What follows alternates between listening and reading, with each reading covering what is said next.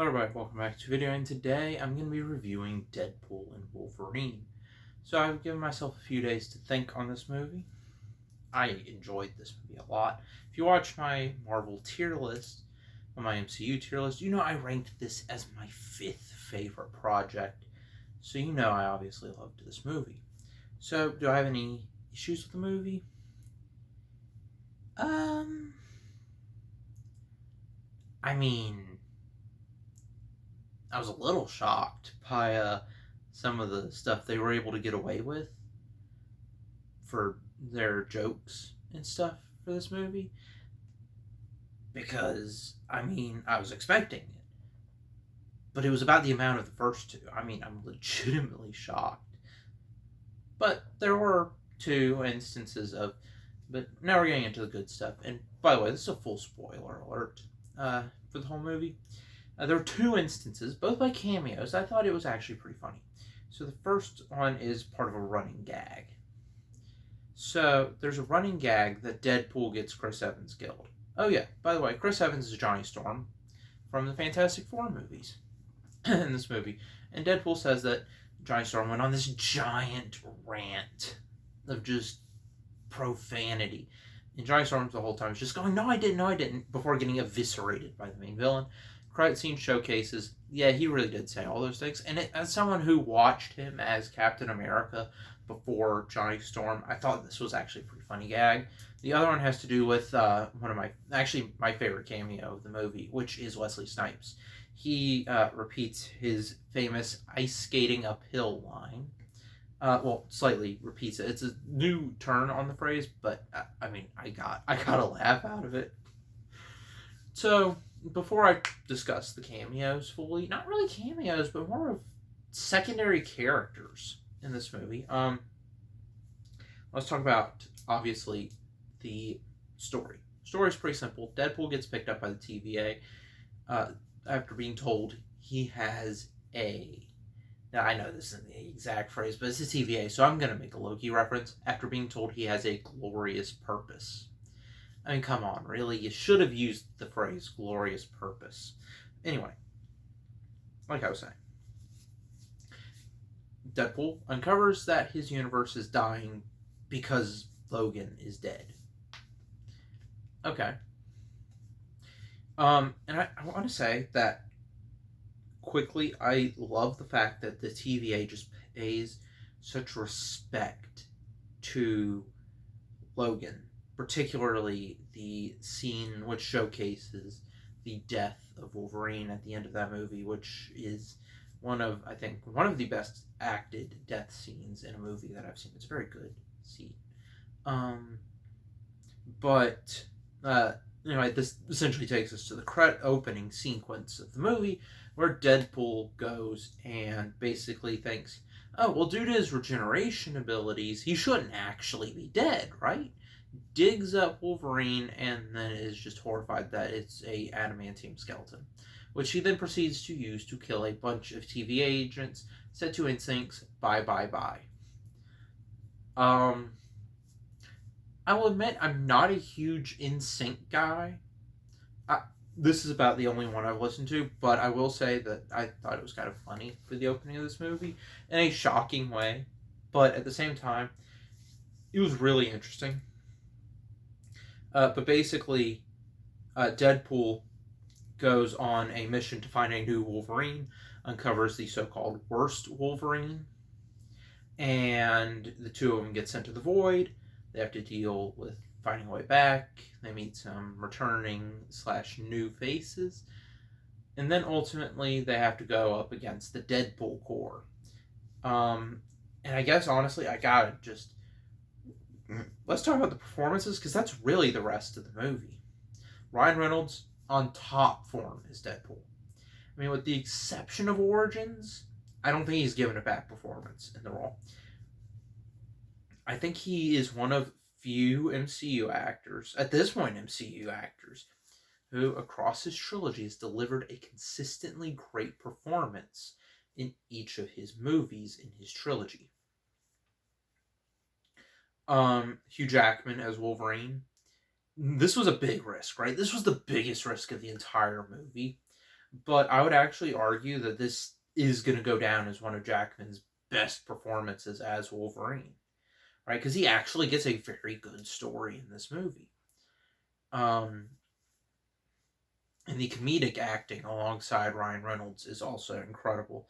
So, again, Jackman, incredible. I think only behind Logan, I would say this is his second best performance as Wolverine. That might change upon a second viewing, but for now, this is what I think. Uh, Surprised more of the original Deadpool cast isn't really main characters. The original Deadpool cast is more cameo. They have more of a cameo role than the actual cameos of the movie. It's kind of interesting. Let's talk about the main villains. Paradox, played by Matthew McFadden. I will be honest, I have not seen this guy in anything before, and he was a lot of fun. Right?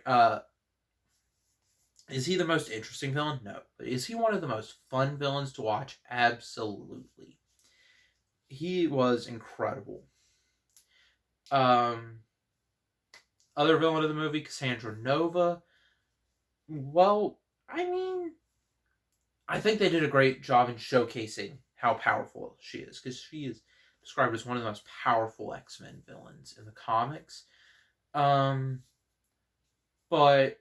I would have liked to have seen maybe a hint that she survived and is planning revenge. I don't know. It's kind of interesting. I kind of understand her pivot to wanting to destroy everything but the Void in the sense of how it works within the story. So, cameos. Chris Evans as Johnny Storm. This was a funny cameo because it had a lot of setup for him to be Captain America. And I think it was really funny to see him as Johnny Storm. So, scale 1 to 10, I'll give it a 7. I think people kind of expected it.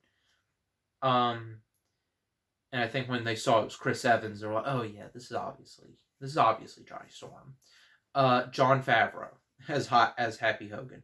The one main MCU cameo apart from Hunter B-15 from Loki. I mean, was Happy Hogan on my list? No. Was he fun to see in the role? Yes. He was funny alongside Ryan Reynolds. But not the most interesting cameo. Definitely a fun cameo, but not, one of the greatest. Jennifer Gardner as Elektra.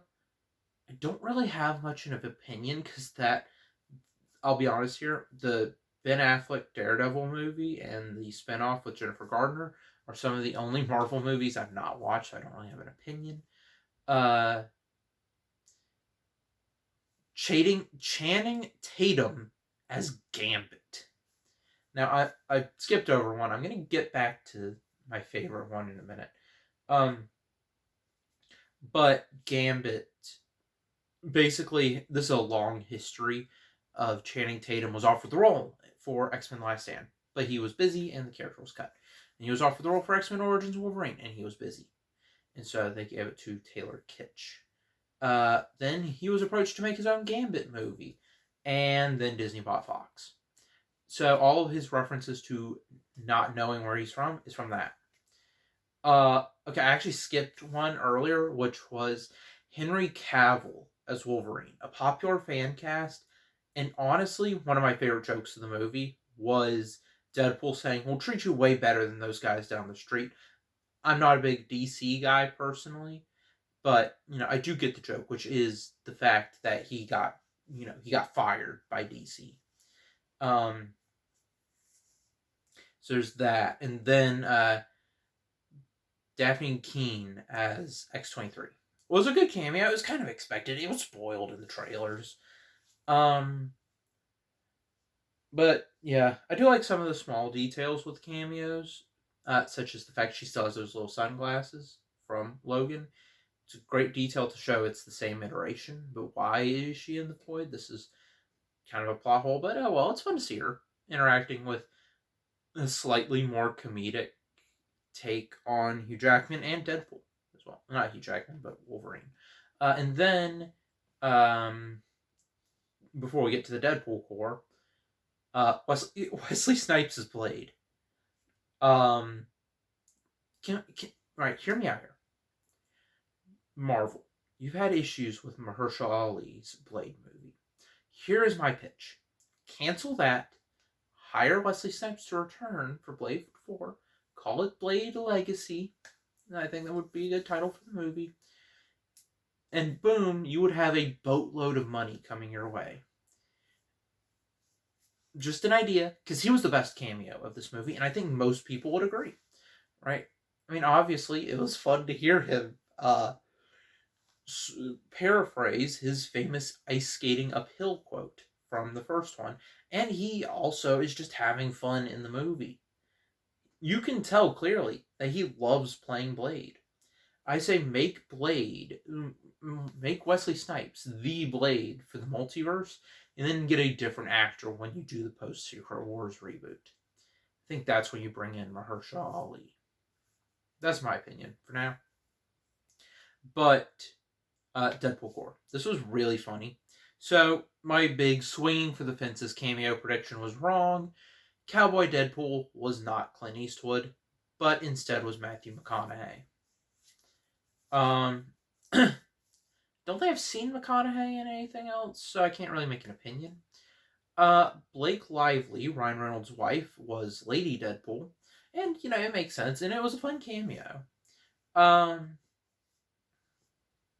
Then Kidpool was Ryan Reynolds' I believe daughter, and Ryan Reynolds and Blake Lively's newest born kid was Baby Deadpool. I loved the Deadpool core has my favorite joke of the movie, which is the simple nice pool can't regenerate. Nice pool is this Deadpool that basically just looks like Ryan Reynolds, but can't regenerate, and Deadpool's just like, oh no. Doesn't really care about the guy, and then Deadpool and Wolverine think that because Nice Pool didn't regenerate, that none of the other Deadpool variants could regenerate. And so you get this incredible action sequence of them going through these Deadpools, and it's like, oh no, they can just regenerate anyway. That got a big laugh from me. So I think there's a good option for what could be done with the Deadpool core that I'm going to save for the end of the video, that I think will make a lot of sense. Final cameo to bring up is Hunter B-15. Again, makes sense you would have someone from Loki. I kind of wonder, right? Is this the role Owen Wilson was rumored to have? It was rumored for a while he was going to be in this movie. Was this supposed to be his role? Or, because a lot of people thought he was going to have Matthew McFadden's role, but obviously that wouldn't have made sense. So, I talked about the actual credit scene. Let's talk about the credits themselves. It worked as a great tribute to the Fox era of Marvel, set to Green Day's Good Riddance, The Time of Your Life. It was a great tribute with behind-the-scenes features of all of these past movies, and a great way to say farewell to this era of Marvel. So, I do think I'm probably going to do a video on what I think will be next, but I do want to address the Deadpool core in this video. And that is, I think they're going to become Doctor Doom's army for Secret Wars. Now, in the Secret Wars comic, Doctor Doom has an army called the Thor Corps patrolling Battleworld, right? But you've already set up the Deadpool Corps, which could be a lot funnier. So I think instead of introducing this whole new concept of the Thor Corps, just use the Deadpool Corps. But overall, I loved this movie. It was extremely fun and extremely funny at several points in the movie. And obviously, it's a top 5 favorite Marvel project. So overall, scale of 1 to 10, I'm going to give this a 9.5. It's a very good movie, and I would highly recommend checking it out. But that's it for this video. Like and subscribe. I'll see you in the next one. Bye.